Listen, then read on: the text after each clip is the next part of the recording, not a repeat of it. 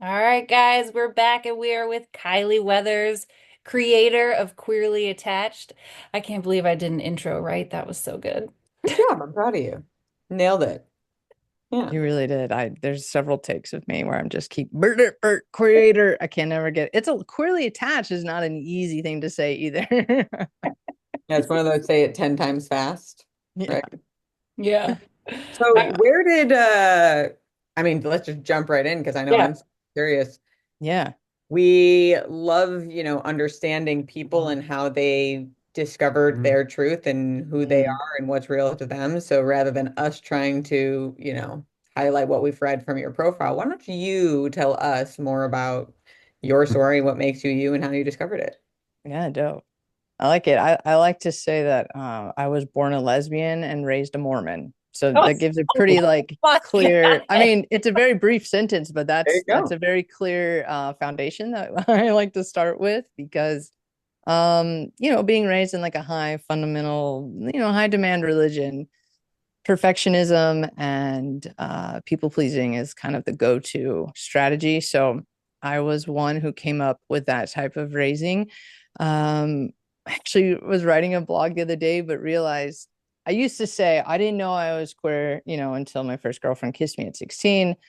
And then I was like, wait, no, that's not true. It was before then.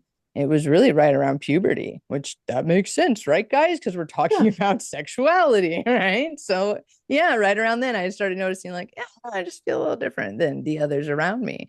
Huh. But realizing young, I really ended up leaning hard into Mormonism. Like, I was going to be the best at it. And I feel like I was always like, came here with this, like, drive for personal development. Like, that will be clear through my whole story.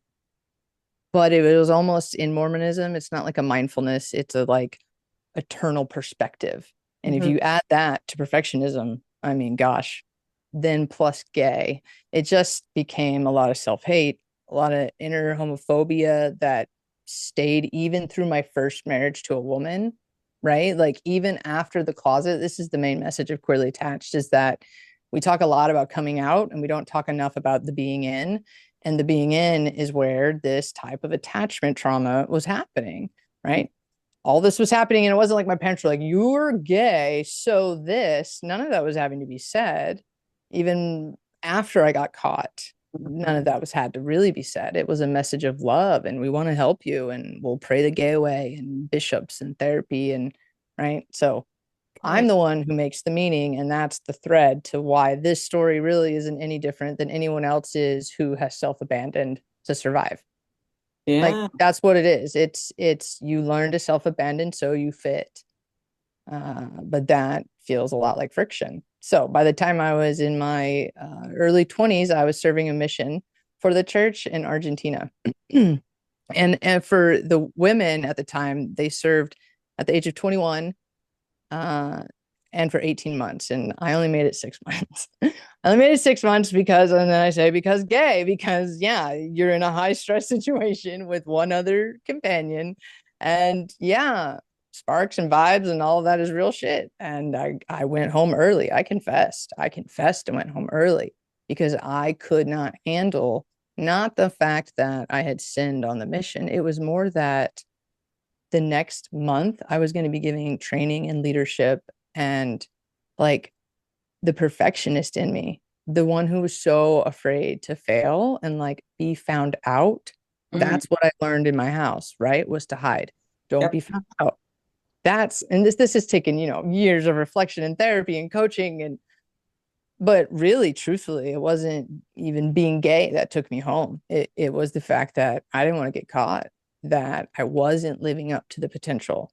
Um, and so I went home and tried real hard to like hang on.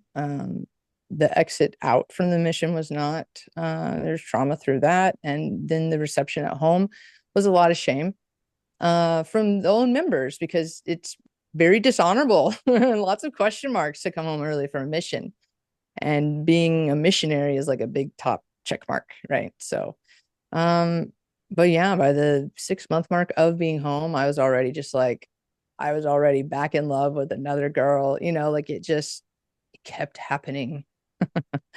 And so I was like, nope, I'm done, fuck it. And what I say then is, truthfully, I left the church twice, but the first time I left it because it was too hard. It was Mm. just too hard to be gay and do that. I couldn't do both, and the gay thing kept happening.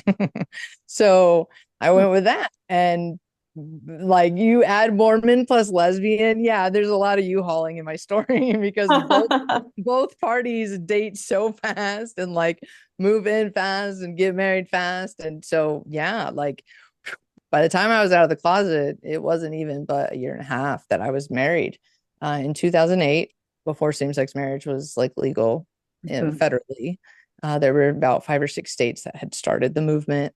And we were living in Utah. It wasn't even legal there, but we went to California to get married. And I remember it was even just this feeling of like the fact that I can propose to you, like my gut is reminding me.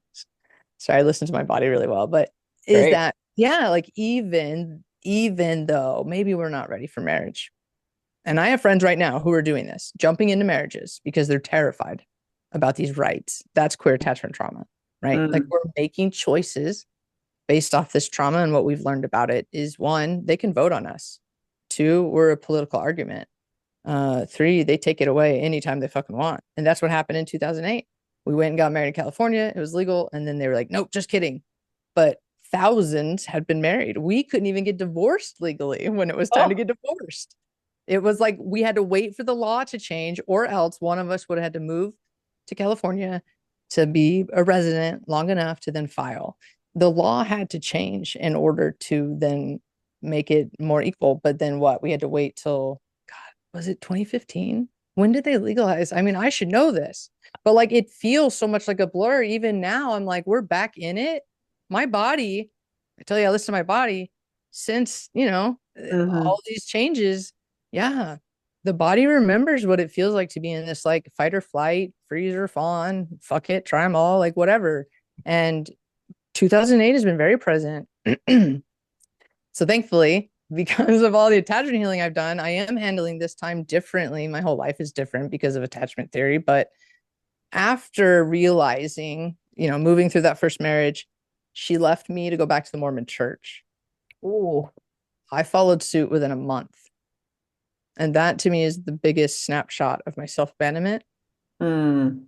because, oh, I was so angry at the church. There was no, it's like shocking that Kyleigh chose that. But why I chose it was I was alone in rural Georgia where our marriage wasn't legal. I had a government VA job as a recreation therapist, didn't really want to be out because that could threaten the job. We still didn't have legal rights at work. Our neighbors had already like ostracized us once they'd put it together. I remember the two kids next door actually like said to me, "We're not allowed to talk to you because you're lesbians." Wow. I It laugh might make now, us but like gay. put that times a million people Uh, experiencing this shit on the daily from like, you know, compulsory heteronormative society. Like yeah. that shit hits and it sticks with you. So that's like after I went back to the church, I did the same path, married, child, right?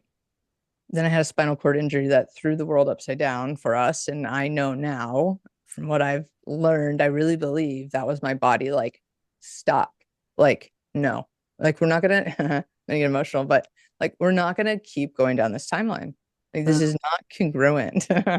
Yeah. And it stopped me dead in my tracks. And I was paralyzed for over 3 days before they figured out what I did that night on Google.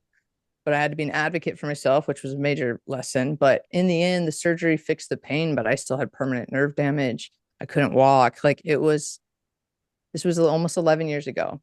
So Wow. when that happened, it was just everything fell apart as far as now, what do we do as this young? Also, I'm struggling now again with sexuality, right? I'm married to a man, like all this is happening. Mm. And thank God I married a person who was down for me. Like I'm gonna say it like that. Like he has supported me through everything from this spinal cord injury, like which changed our marriage, which changed how I could parent, which changed my career, down to in 2018 when he and I realized almost together, oh my God, this church is not true. What are we doing? And the reason why those words are super impactful is because that's what the church teaches you. The Mm. church is true. The church is true. So when I say the second time I left the church, I left because it wasn't true. And Mm. when we discovered that together, I say I'm grateful because truthfully, having a mixed orientation marriage, which is what the church was literally teaching me about my marriage, that there was hope for couples like us. Here's these programs that will help you, right? I was in a mixed orientation marriage. I did not also want to be in a mixed faith marriage. And I have lots of now lesbian friends who dealt with that mixed faith and mixed orientation. And there, we're just adding more, right? All of this built on the backs of relationships. And so once we realized this church is not true, my co-parent, that's what I call him now, my co-parent says that it was like this cloak had just like been pulled off of me. And not that I was this rainbow screaming, like, like That I would be couldn't even fine have, too. We I like couldn't Yeah. even have rainbow shit still. I like did not want it. But what I did allow myself was to start consuming the gay content that I had like, don't even look at it, Yeah. because it's so tempting. So like got caught up on a lot of shows, and eventually was like, yo, like this is a real thing. This is a real thing. And I had begun this path with therapy and also of like my world is shattered again. Here we are again, looking at these pieces and deciding like what's worth it. What do we pick up here? And so what has ended up coming from he and I and this family that we still have, we still call each other family. I can see his apartment from here. Oh Like my my God, that is son runs cool. between the two of us. Like again, he drove my U-Haul here that failed. Right? Like this dude is down for me and I'm down for him. And that's like, hell yeah. So all of these things, you put all of that, it's a freaking Hollywood script. Like everything I just said is insane. Like that was crazy that that Have was a all show. a Yeah, you person's should life. definitely have a Like TV show. but all of it, if you root it all back, it all comes back down to my need for connection was astronomically high. Mhm. Like to not be connected or have someone who I would have said the words were like seeing me felt like I didn't exist. If I wasn't being witnessed, I wasn't existing. And I needed that. And I think that's a natural thing. But because of the environment I was growing up in, plus the repetition of what I was making it mean about me, yeah. Yeah. I hated myself. I hated myself. And then my spinal cord injury made me hate my body. And so I spent 9 years just disconnected from my body, from my family, from myself. The church thing happens during that time. I'm sorry, you can edit it, but I gotta get some water and dry mouth. Um, I know I've just been going on. I've never told it like this. I hope it's okay. I'm just like, wow, it's never come out this way. No, we love the authenticity All because right, so by the time that the U-Haul relationship that brought me back here to Kansas, which is where I grew up and where I'm living right now, brought me back from Idaho, it failed, and it was evident quickly that it wasn't going to be a success. But then I kept hanging in, and so there was still some pattern shit. And I had discovered attachment theory, like in a way that it really hit with me, Mm. like really hit. And fortunately, I learned that at the same time as this relationship was starting. But even knowing the attachment stuff, I still was staying and I knew it. I was very like intellectualized about it. And still currently hating my body, right? Uh, it wasn't until I read a book called The Untethered Soul by Michael Singer. Me too, man. Laura loves that book. I dude, I that met was him mine last month. too. I went and met him last month. Dude, his Fuck little culty you. You know cabin. what? Now I'm Let's just go jealous. together next time. I have a Yeah. dope Airbnb. It's so sick. It's on a little farm. Oh my They were God. amazing. He was cool as fuck. Like it was sick, dude. So I read this book, right? And then like I only I read three own it. pages, I listened to it. I've lived it like 10 times. Whenever all I'm of it. I read 3 pages and I was like, what the fuck? This is it. Like it she hit gets me. it. It Gets it. hit me, man. And I literally put this book down and I start practicing it for 3 months, like for 3 months at the beginning of 2024. The reason why it was such a concerted effort was because 2024 was going to be my 10-year anniversary with this spinal cord injury. And I had started awakening to the fact that, yes, this is grief. Yes, this is loss. But the amount of loss that you have created by the way that you're thinking about this and talking about it has been even worse than what it needed to be. I was creating suffering. And I Mhm. had suffered for 9 years. And every year around the anniversary, it would start, and it would start in the body, and it would start, and then the mind kicks in. Oh my God, I've had 5 back surgeries. This wasn't like a one-off event. It continued to fuck me up, right? I Yeah. have a pain pump implanted now. That's what got me upright. So I was like, at the 9 year anniversary, the rage was, whoa, it finally popped. And I was like, I don't want to feel like this at the 10 year. And I don't even know what that means, but I know that Kyleigh, a year from now, deserves better than whatever is about to come if I let this rage, like, truthfully not be heard. And so I started then, which led me to the book. And then, yeah, I read the book in January. By April, dude, that date passed without even a blink. And I wasn't even focused on it. I stopped calling my leg, my busted leg, my bad leg. And I started calling my healing leg. My pain started changing. Like, this is like miraculous stuff. This is all happening in this time frame, right? And you asked this whole question at all was even just to say, how did you end up where you were and what is the point of your purpose? And when it all came together, I'm on disability, right? I lost my job. I got medically retired. Like, the injury was really horrific and the outcome of it was really bad. And I have not loved the handcuffs of that. And my pain started changing. And I was like, hold on. I know I still can't do a 9 to 5, but I know that I have some gifts and some things to say about this stuff. I have a past in therapy. I was a recreation therapist, psychology. Like, I've done all of that. I've taught, I do groups. As a Mormon, you're taught to teach, man. Like, that's the one thing. And I love teaching and I love to dive deep by researching it, by doing it myself. So being a coach was always natural. And it fell together with the attachment plus Michael Singer for me in a way that when I launched Queerly Attached, it made sense. People got it. And it's been a dope journey. I mean, I only launched it in June of last year. And I only got my podcast off the ground in January. But even just the 3 episodes I've had out, it's been like, yes, like, yes. Thank you for putting a voice to, like, what the fuck? How does it look like this? Why does it feel like this? All right. Like, it just has been, it's been crazy, man. Life is cool. Like, I really learned that I have always been the creator and I was just taking it too lightly. Yeah. I mean, I remember that first chapter of Untethered Soul. Like, it was something like, just say a sentence in your head and hear the thought. And I was just like, I turned to my husband, I'm like, I think my entire world just changed. And he's The like, paradigm shift. and I like from that moment on, which is why Alicia always Yeah. becomes obsessed with this book, because whenever I feel misaligned, whenever I feel doubtful, scared, whatever, like, Mm-hmm. I'm not necessarily a very religious person because I was raised both Jewish and Catholic, which is confusing in and of itself. Very. I am like, Untethered Soul is Yes. my source for clarity. And Mhm. ironically, I heard this is not a great source for information, but Instagram. I heard this last night that religion is for people who fear hell and spirituality is for people who've been through hell.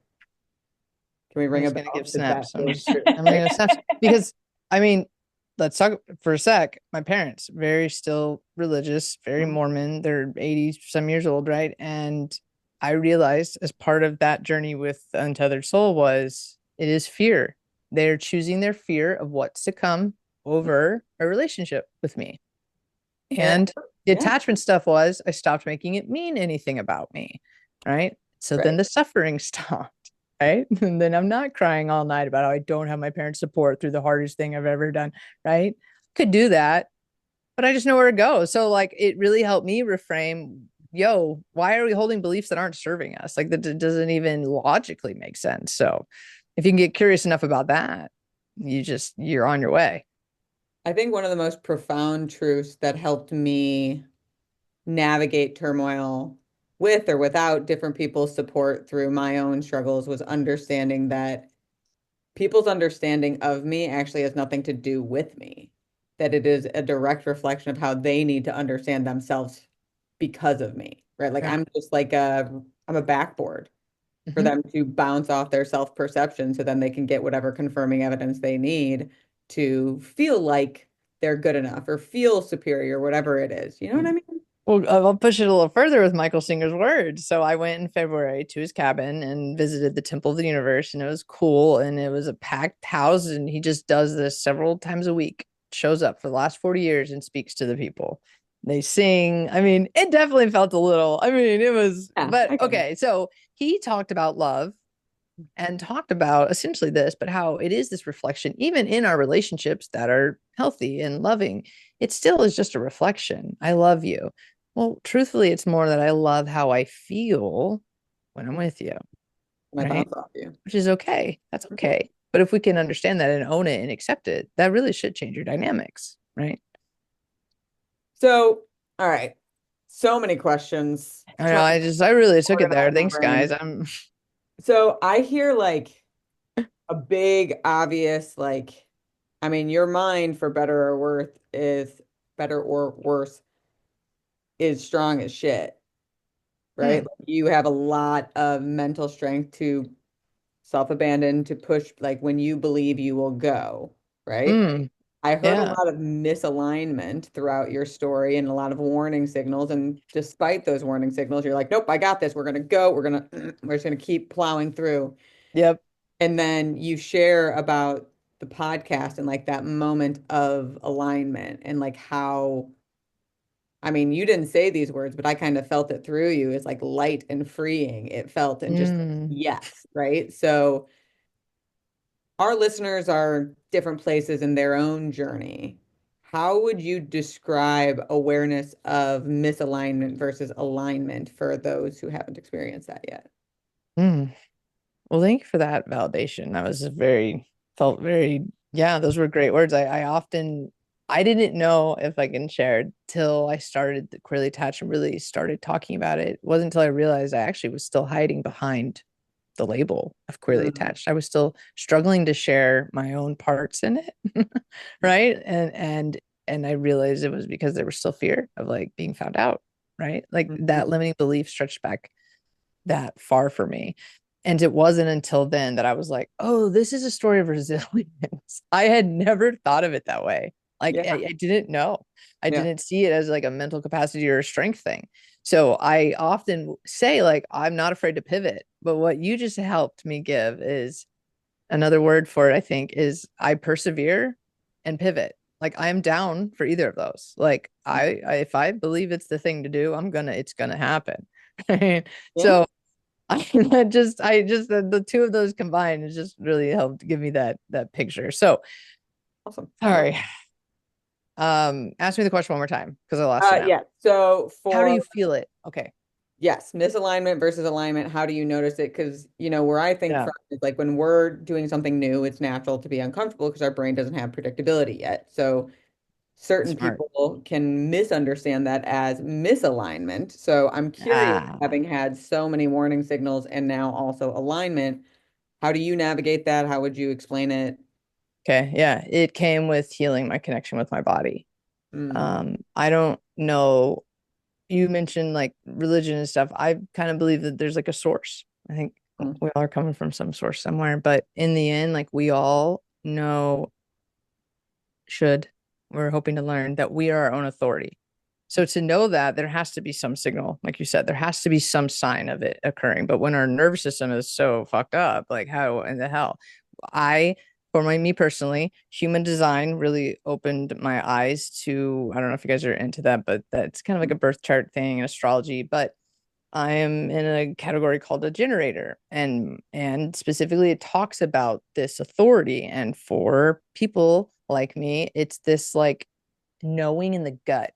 For me, it's a punch in the gut. Like I literally had to tune in with my body in emotions. That's what I practiced for 3 months after the book reading was what is my body telling me? mm, Not so much as what's the name of this emotion. I wanted to feel what it felt like to be sad instead of I am sad. Let me find where and because of why. I wanted to just feel what does my body feel like when it's sad? And I started just noticing that. And the truth is, for me, most of the emotions that we've just labeled, like they do feel the same every time. And I started noticing my knowing is in my gut and it's a punch, but that punch is also fear. So then I had to start to learn to distinguish between punch for go or punch for mm. fear. And Yeah. I think that may be the moment that you're talking about. Is that Yeah. me? Sorry, guys.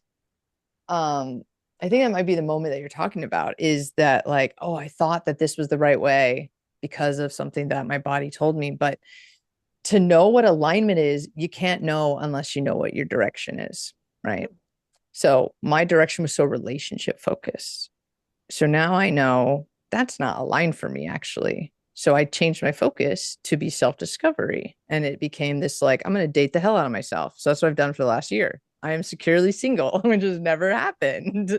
Like literally that U-Haul ending was like the first time I've been single in over 16 years. And there's so many relationships in that and marriages.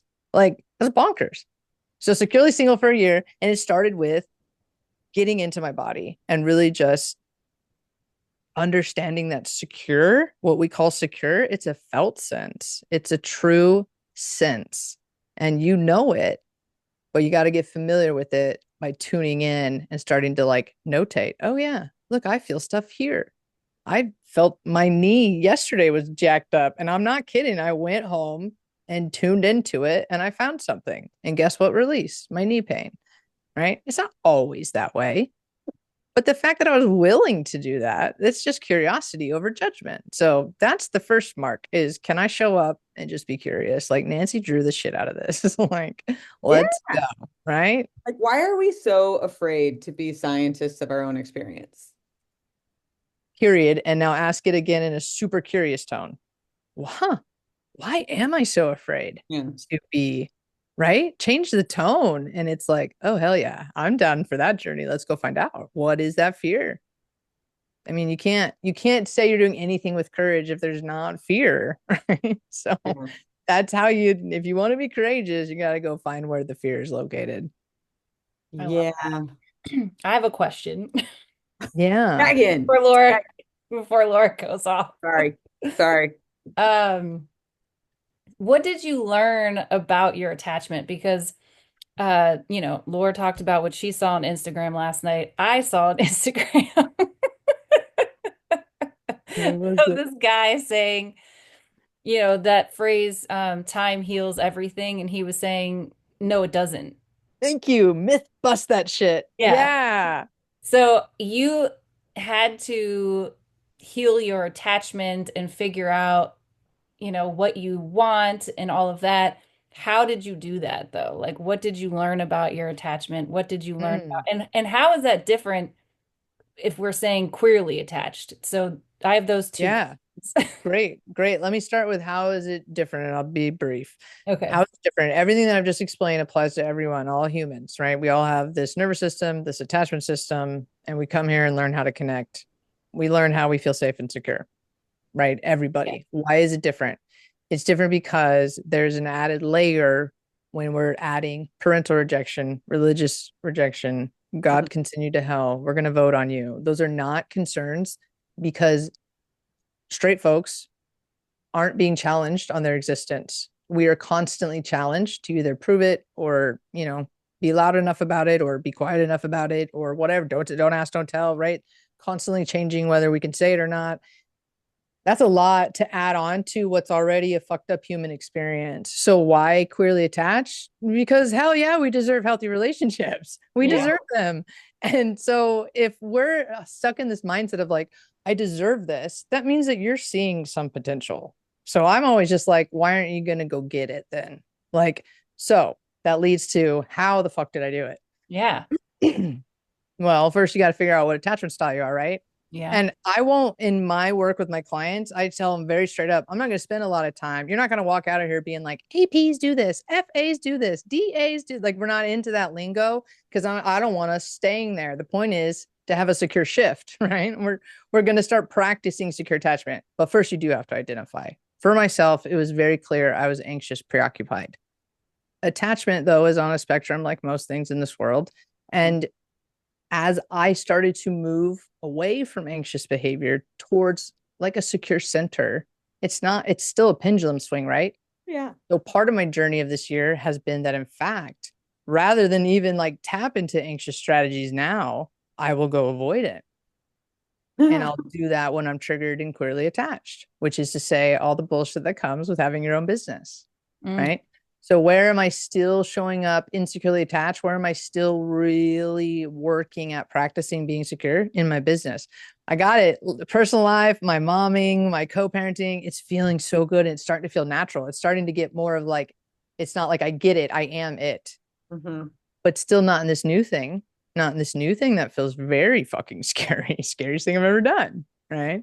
So how do you do it? They, even out in the attachment world with all of our straight friends and researchers, they don't even say, it's not like you're just like, I am securely attached. No, they're calling it earn secure or learn secure. Like, truthfully, it is a process and a practice. So how did I do it? I literally, it was like I went to emotions 101 school with myself. I started with the emotions and the thoughts. Michael Singer, I think, is a fantastic foundation if you are someone who is saying, I want to be spiritual. I have a spiritual journey. I want to understand higher self. I want to shift timelines. I want to learn about quantum.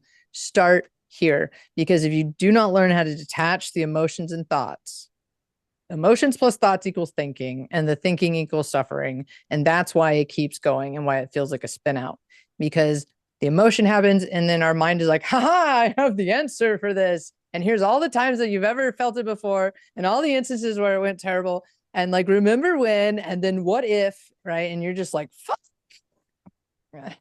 Like, what if we just first were like, ooh, sensation, Yeah. curiosity, like, wow, that is a feeling. Ooh, that is really sharp. Like, it's tight in my gut. And actually, when I put my intention on it, I notice it's shifting to my legs, right? Or like literally guiding and seeing where this thing moves. Again, it's not always, but what I have learned is that my life feels a lot different and my context is exactly the same. I'm still in a second floor, 2-bedroom apartment that I had no intentions of ever being in after being a homeowner for, I'm 42 years old, right? Like, the victim list. Oh my God. Was I suffering? Was I suffering even a year ago? You know what I mean? So that's where it starts, is the emotions and thoughts. Yeah. Okay. What, like going through that curious journey of like, okay, this is the sensation, which I mean, Alicia definitely turned me on to the telepath tape. So like not labeling things and like being observant of the energy, where like language sometimes can just lead to so much misunderstanding because people have different connotations and associations and all Mm-hmm. the boring things.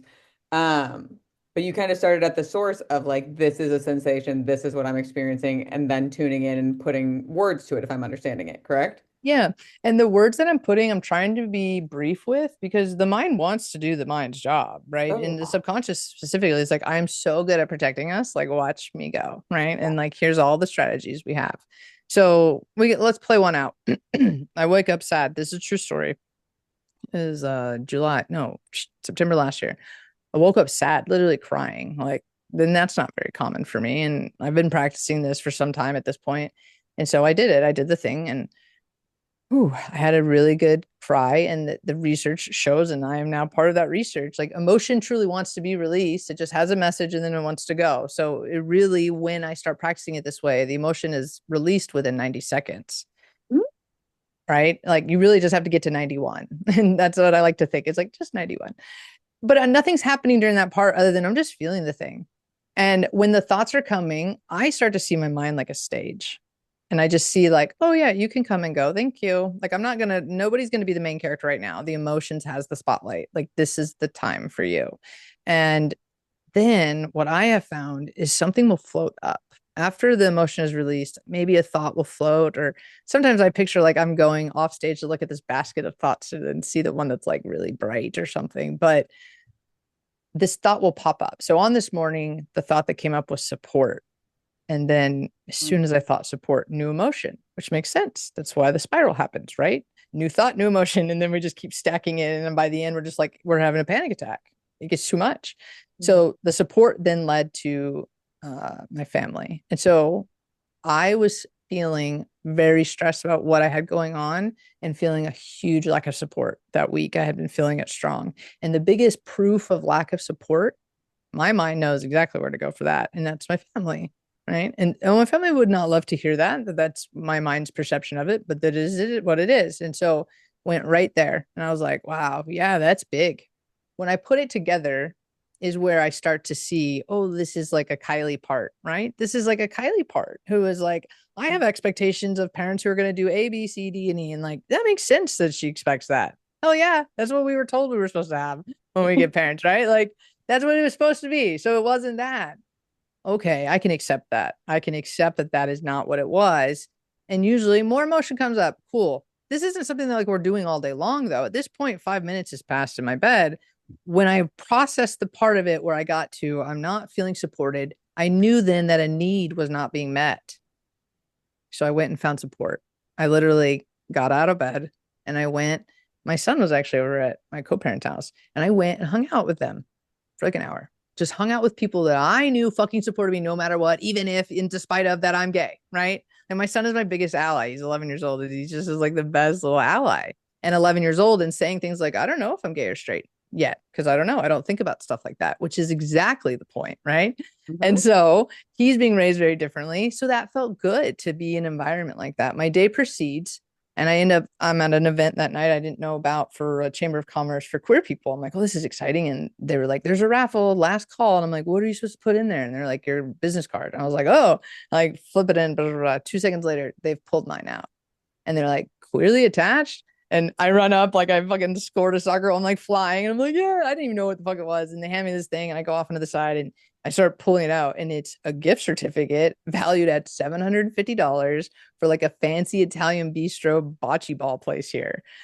It Yeah. was like crazy. My very first thought was old Kyleigh is still in bed, probably with a migraine because she's been crying all day about this family shit. Mhm. Now, do I win the lottery every day? No. No. But the point is, every time I manage my stuff this way, which even manage, I don't even want to use that word, when I allow, when I allow the thing to do what it's meant to do, which is to deliver a message because a need is being not met or needs to be boundaried better, right? All that is a message for that. Go meet the need, go about my day because that's what I really want. What I want is a day to go how I want. All Yeah. right. So I don't want a day spent in bed crying about the lack of support that is not going to change because I laid in bed crying about it. And because of that, I took a different timeline and ended up in a different scenario and won something cool. Like, you know what I Yeah. mean? Like just that whole thing. That moment never happens in my life in years past because I would have never allowed. First of all, I probably would have been freaking about the tears. The fact that I woke up crying, what does that mean? Like, and I would have called someone and told the story 100 times and then Yeah. processed it on my own for a week, right? Like, just no business. Let's just hear what the message is and keep moving. That's really what we want. That's why Yeah. we suppress because we want to just keep moving. Huh. Oh, good Alicia, point. I'm curious. So, Kyleigh, to catch you up, we've talked about like how we experience the world very differently. Like I'm a very like energy person. I don't really hear thoughts unless I'm really pissed off. Mm. And Alicia is very analytical, right? Uh-huh. So, how do you experience your emotions? That's so interesting. But see, what you just described to me was how you experience your thoughts. So why are you asking me about my emotions? I'm actually asking Alicia, sorry. Oh, okay. But either way. All right. Sorry, Alicia. Take it away. I mean, I feel them and I understand them. I process them analytically. What do you mean? Like how I had to kind of describe. I mean, I had to find words to describe all that. Yeah. Right. Yeah. I do Like the same thing with mine, but we take different paths probably. Oh, like yeah. I mean, I journal a lot. Mm. I'm so an external processor, so me just sitting with it, I'm not going to get anywhere. I'll Mm. also be in bed all day. Right, but that's a belief, right? It's a belief that that's how it is. That's who I am. That's how it's always been. Like, what if you got curious with that? What if you even got curious with the thought that like it will never work for me, right? Like that's the type of like thing of, and I'm not saying that that means it will. I just mean like that's the type of like introspection. If you're an analytical thinker, that's like right up your alley. Oh, yeah, for sure. Yeah. I was trying to articulate it to my husband because he is more analytical as well. And the best I could come up with is like, I just have understandings. Like my body just is like, here's the understanding. And I'll get like, where did that come from? And I just kind of Isn't that like, one of the like clairs? Like it's clair. I think I heard clairvoyant is not the word, but like gnosis is the word someone told me. It's like clairgnosis. It's like you have a knowing. It's like it just comes. maybe. It I might be don't know. that. I don't know. That's ultimately why Alicia encouraged me to listen to the telepath tapes because in my own journey of like, who the hell am I and where do I come from? Like I used to be very brutal to myself. And then thanking Michael Singer for freeing my mind from whatever it was. And then thoughts just stopped happening. Mhm. It was a very interesting experience to I think navigate. we're the same then, probably. Huh. I noticed the quiet, I guess, and maybe that's a Singer effect. I don't know. But I, after that 3 months, when I picked the book back up and read it, I was like, oh, this is a testimonial now because everything he described was what had been happening. And I had noticed the first day I noticed it, I actually had this almost like, what's wrong? Why is it so still up here? Because I'm constantly, you can hear it in my, I'm ADHD as fuck. Like you, Same. right? But it is, there is a new calm where literally what that means now is I can create. There wouldn't have been space for queerly attached before, energetically, mentally, physically in my head, unless I had cleared space. Now I could be mindful when I go on a walk and actually like enjoy the sunshine. And that sounds cheesy as fuck. But I'm like not kidding when I say I stop all the time and literally just lift my face to the sun and Yeah. have a clear head where I'm only thinking how amazing it is to be standing in sunlight and like this bright fucking Michael can, you want to have an existential crisis. It's like Michael Singer will make you feel like dust. Yeah. Because truthfully, everything that would have had to happen to take place for me to be standing in that moment in the sun on this walk, right? Down to the fact that like he says even that a dinosaur stomped here somewhere so that life could start, you know, how life did and evolve, all of it. You make you're so small. These moments are so few that we get. Our Mhm. best resource is time. And the fact that we have a way to manipulate time with choosing things, that's crazy. Like that's powerful. So Yeah. slowing down really made me feel way more in control than all the control I was grasping at. You know what I mean? Just all the time living in other people's heads, that's anxious, preoccupied. Even when I'm being avoidant all the time, sitting somewhere a long time in shame, it doesn't serve me now. So I had to find things that were going to serve the purpose because alignment feels like purpose. Hmm. Oh, I think I need to write that one down. Alignment feels like purpose. I've never said it before. You It ever is what see it the is. Disney movie Soul? Yes. You have a little kid. Yeah, it's You have got a great little kid. music too. Yeah, when you know your direction and heading, like I mean that's what Christianity is, right? It gives them direction and purpose.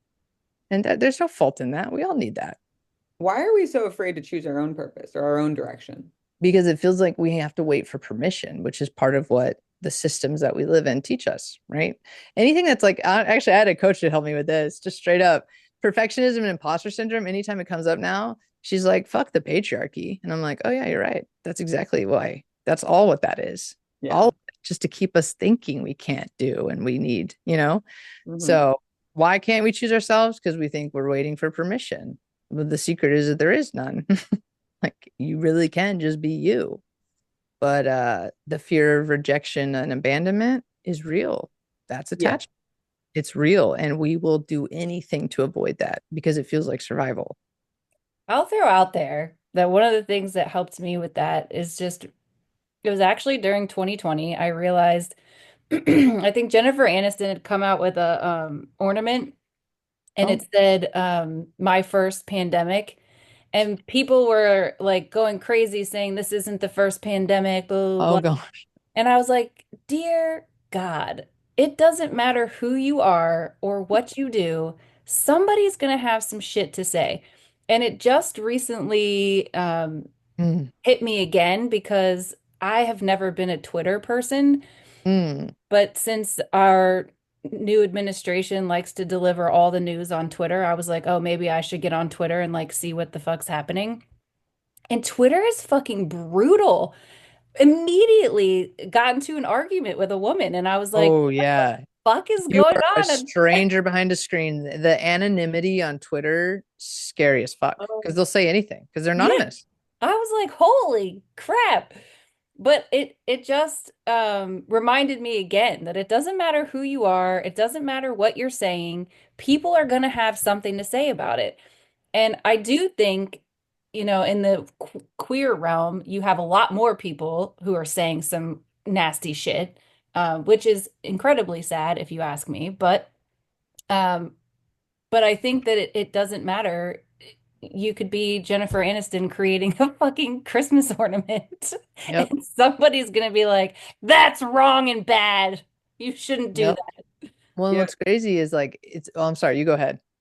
No, I mean, I'm just gonna tell a really dumb story, but I remember when I was in college, I went to visit my granny and I wanted her to kind of like I was working with elderly and volunteering and helping them get more physically fit. And I went over there, took her to dinner, and I was showing her some exercises. And I was like, and you can do this and it'll help you like get up and move and whatever. And she's like, come here. And she like came over and I gave her a hug and she goes, I'm not gonna do any of that. And I'm like, Oh, but Granny, she goes, shh, shh, shh, and like put her finger on my lips. I'm like, what? And she's like, my husband died 17 years ago. This is my life. I hope you can love me enough to let me live it the way I want to live it. And Oh. I know that might be scary for you and you might be afraid to lose me, but this is what makes me happy. And she just like, is that okay? And I was like, no, but yes. And I like hugged her and that was it. And it's like, that happened when I was 20 or 21, something like that. And ever since then, I'm like, people just want to live their life their way. Like, why should my opinion on it ever have an influence? mm-hmm. Like, unless you're like my spouse, quite frankly, who is like committed to like building a life with me, like people are going to do things I agree with and things I don't agree with. And I don't care because that's their life to live their way based on what works for them and what how they want to experience it. So like when people are so hateful towards other people's choices around how they want to live their life, I mean, I know the answer to my own frustration. They're hateful because they need to hate someone else to make themselves feel good enough and superior. But like, come on, evolve. Well, yeah, it's actually great. The tying what you just shared is the perfect example because what we've been talking about is kind of the strangers on the internet, right? But the true, like, in my opinion, like the queer part of it is like it's mostly the people that are closest to us, right? Even Mhm. grandma. Grandma had to be boundaried as fuck to say that to you because a people pleaser doesn't tell you what their needs are. No, no, no. They want to manipulate, right? And I say people pleasing is manipulation. And it if 100 we're trying to manipulate their perspective of us, Mhm. right? So Mhm. she wants you to feel blah blah blah. No, she was like, I know what I need and I know what I want and I love you enough to tell you. Like it boundaries really are love, right? But that's I think why it almost like hurts so much is because it's these people close to us who aren't giving us honesty. It's the people closest to us who aren't just saying, hey, you know what? I mean, I'll use my parents as an example. Hey, you know what? I'm Mormon and I have this belief system and I don't know how to even like talk to you about this queer thing. What if you just said that, right? Like imagine the connection. We miss out on connection all the time because we're just so much more worried about being rejected and abandoned, right? Like all conflict is like two perspectives that are not matching up. Yeah. Connection can come from that. And often if you are being very real like grandma, it will. And it changes your fucking life. And that was one conversation. Oh yeah, she's a badass. And I think I land at like, telepathy is the future. We got to figure that shit out, girl. No, absolutely. And also they haven't figured it out. So how much more powerful does that make your thoughts? You are truly the only one who knows how you fucking think up there. Like there's still nothing where they can like put it in and be like, haha, we know them all. Like, and even your partner might know your mind very well and thinks they can predict it. But even then, you are the only thing in this world that sees what it looks like up there. And I think that's really cool. Great. I, Unless you have the autistic person who is telepathic in your life. at least Yeah, you're still that, trying to that get to the telepathic hill. tapes. Yeah, that was like, wow, Yeah. wow, wow, wow. That was a compelling story. It's great. Well, also there's all the consciousness studies, which I'm really excited about. There's always new information coming out. Yeah. We'll see what we're all It's capable of. all like elevation, right? And Yes, frequency. Like yes. we're still, We're still figuring it all out. it's And, cool. and disseminating the information. I mean, and I think there's a lot more out there that is not well known, shall we say. Bingo. Because the consciousness Totally. will continue to rise, right? Podcasts and the spreading of information, the reach that has gotten so much wider and broader. That's how it starts to rise. Because we can learn it faster, we can talk sooner, right? Conversations. Yeah. There's so many yeses that have to happen for you, me, and you to even be sitting here. Right. But those are still just yeses in a moment. But look where it built. That's pretty cool, you know? Pretty cool. Yeah, and I Don't- like when you said that earlier too about the dinosaur's footprint and all of that. Like that's kind of an interesting way to think about things. And one of the beliefs that I hold is that the more we expand our thinking, the better off we're going to be mentally. So anything that Mhm. expands your thinking or your perspective, I think is healthy for us. Right? Because when you really do like self-discover, you are truly meeting humanity. It has really deepened my empathy to go in and get this. It has helped how I coach, it has helped how I parent. Like it really has expanded. Yeah. Expansion and contraction, right? That's what everything is. So, Yeah. It's crazy how misunderstood most of our day-to-day life is and like what we idealize compared to what truly matters. Like, I'm pretty sure, Alicia, you've heard me say this before. And again, not to cite like really awesome sources, but Instagram. Um, there's this guy interviewing people, and he was like, if I gave you $1 million, would you want it? And everyone's like, well, what's a catch? And he's like, no catch. And they're everyone, yeah, of course. Like, well, what if I gave you $1 million, but you'd have to know when and how you die? And people were on the fence with that. And then he's like, okay, what if I gave you $1 billion? And everyone's eyes would light up. He's like, but you have to die tomorrow. No to everyone, right? And his follow-up question always landed it. Are you living each day like it's worth $1 billion? And like any of the days that I feel like I'm not leading my mind or I'm suffering, I get back to like, what's a billion today? exactly. And it's just very, And that's low wow, hanging fruit. That's what Michael Singer calls it. You think about the driver in front of you. yeah, Really, what had to happen for that guy to get in front of you right then? And you're literally like gonna let him fuck your entire morning? Like, what? That's silly, you yeah, know? But we do it all the time. The small things all the fucking time. Yeah. We are funny humans. Whatever it is, there's a you inside of each of us that's like meant to be here experiencing this thing. And the system that we've built, as far as like what now it looks like, we're missing the mark. We're really missing the mark. So it does feel like elevation. It really does feel more purposeful in life now to me. I agree. Yeah. Well, thank you so much for being vulnerable and sharing your story authentically with us Appreciate that. and walking us through your healing too, because that's incredibly powerful for our audience to know that largely it sounds like you did it by yourself and with a book. Oh, So, okay. Well, time out. I have therapy. No, well, she and I just, I love it because I always, she's a fantastic, like she wants to be fired, right? That's a great therapist. It's like they don't want to be with you for 20 years, right? So, every Tuesday at 3, I was meeting with her, and we've moved to once a month now. I love therapy. I'm always like down for therapy, but for me, therapy plus coaching plus this book, crushed it. Yeah, nailed it. there you go. Secret sauce. There it is. That's the winning combo. So yeah, but no, really, thanks for having me on, guys. This was such a great conversation, and it was cool. I didn't really truly know what to expect. It's been really fun to meet you guys. You too, Well, girl. thank you so much. We appreciate that. And we appreciate your time and wishing you all the best, by the way, on your podcast and the rest of Thank your you. Yeah. journey. Yeah, you guys should have a listen. It's good. Actually, I talked about Michael Singer. If you want to listen to Send me episode the 3. code. Send me the Yeah, code. yeah. I'll give it to you. I'll give it All to right. you. All right, guys. I appreciate you. All All right. right. Thanks. Okay, see ya. Bye. Bye.